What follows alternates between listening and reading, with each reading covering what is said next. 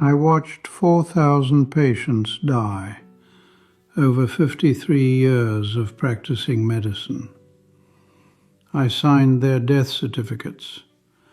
I held their hands in their final hours. I told their families. And I am going to tell you something that most of those people had in common. They did not have to die when they did. Not from genetics, not from bad luck, from choices. Exposed patterns I first identified in 1972. Exposed behaviors I warned patients about for decades. Most of them did not listen. Now most of them are gone. I am 102 years old.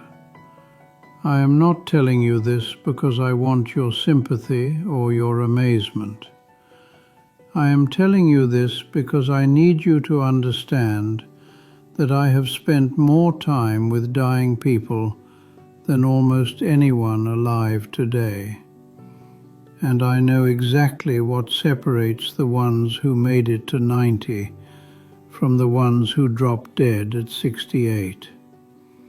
You are probably doing at least two of these things right now, today, this morning, and you have no idea they are shaving years off your life.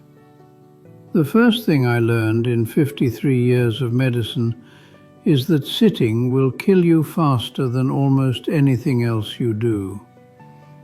This is not an exaggeration. I watched it happen in real time, patient after patient.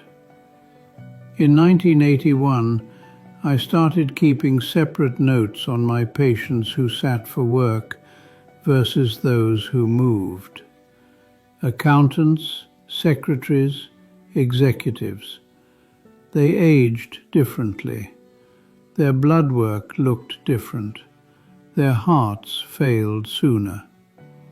By 1990, I had enough data to know that someone sitting 8 or 9 hours daily was aging internally about 40% faster than someone who moved throughout the day.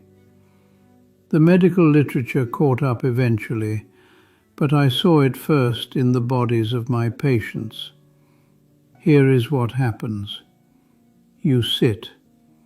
Your circulation slows. Blood pools in your legs.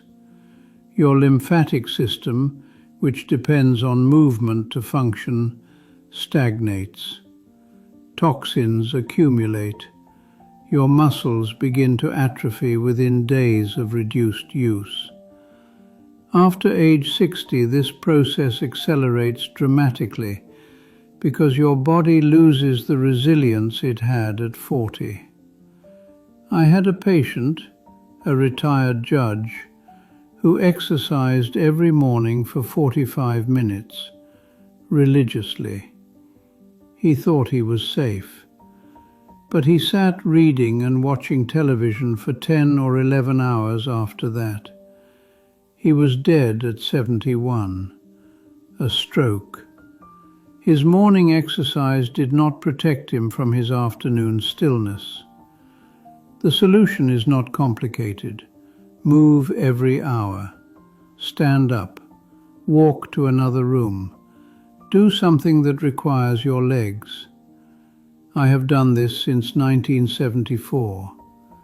I set a timer. Every 50 minutes I get up.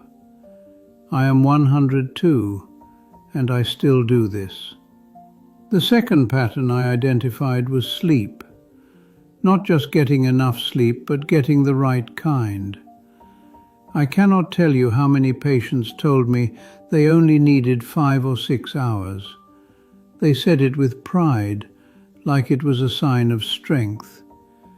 It was a sign of delusion. Your brain requires 7 to 9 hours to complete its repair cycles. During deep sleep, your glymphatic system flushes out metabolic waste including the proteins associated with cognitive decline. When you consistently cut your sleep short, you are allowing these toxins to accumulate night after night after night. I watched patients who slept poorly develop memory problems a full decade earlier than those who slept well. The correlation was so strong I could almost predict who would start declining based on their sleep habits in their 60s. And here is something the research is only now confirming. Broken sleep is worse than short sleep. Waking up 4 or 5 times per night, even briefly, prevents you from reaching the deep stages where restoration happens. Many of my patients did not even know they were waking. Their spouses knew, but they did not. If you wake up tired after 8 hours in bed, something is wrong. The third thing that kills people after 60 is loneliness. I know this sounds soft. It is not. Loneliness triggers a chronic stress response in your body. Your cortisol remains elevated. Your immune function decreases. Your inflammation markers rise. I had patients who were otherwise healthy but lived alone with no meaningful connections. They deteriorated faster than patients with serious chronic conditions who had strong social bonds. The data on this is overwhelming now, but I saw it clinically for decades. Humans are not designed to be isolated. After 60, when you lose a spouse or friends start dying, the risk of isolation increases dramatically. You have to fight it actively. Join something, call someone. Do not let weeks pass without a real conversation. The fourth pattern involves food, and this one makes me angry because the advice my profession gave for 40 years was wrong. We told people to eat low fat. We told them whole grains were healthy. We told them orange juice was good for them. We created a generation of seniors eating toast and jam and cereal and wondering why their blood sugar was out of control. After age 60, your metabolism changes. Your insulin sensitivity decreases. Your ability to process carbohydrates diminishes. Foods that were fine at 40 become inflammatory at 70. I changed my own diet at 65 when I started seeing the patterns. I eliminated most processed carbohydrates. I increased healthy fats. I focused on vegetables and protein. My inflammatory markers dropped within 3 months. I recommend the same to my patients who would listen. Most would not. They trusted the old advice. Many of them are gone now. The fifth thing is chronic worry. This one is subtle because it does not look like a health problem. It looks like a personality trait.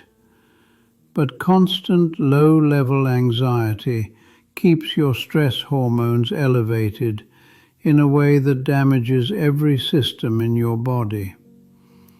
I had patients who were retired, comfortable, surrounded by family, and still spent hours every day worrying about things they could not control. Their bodies aged faster, their sleep was worse, their immune systems were compromised. Learning to let go of what you cannot control is not just good psychology, it is survival. I want to tell you something about my wife. She died 8 years ago. We were married for 61 years. She did not follow any of this advice. She sat constantly because her knees hurt. She slept poorly and refused to address it. She ate the way her mother taught her, bread and sweets and low-fat everything. She worried about our children and grandchildren every single day. She died at 94. You might think 94 is a good age, but I watched her decline for 15 years before that. I watched her lose her mobility, her sharpness, her independence. Those final years were not a gift. They were a slow diminishment. She could have had another decade of real life. She chose not to change. I am 102. I live alone. I cook my own meals. I walk every day. I read. I call my grandchildren. I sleep 7.5 hours every night. I am not special. I am not lucky. I made choices. You are making choices right now, today, this hour. And I am telling you from 53 years of watching people die that those choices matter more than you want to believe. You do not have to change everything. Pick one thing. The sitting or the sleep or the isolation or the food or the worry. Fix one and the others become easier. I have buried 2 of my 3 children. I have buried my wife. I have buried 4,000 patients. I am still here. And I am telling you that most of the people I buried did not have to go when they did. You are still here too. What are you going to do about it?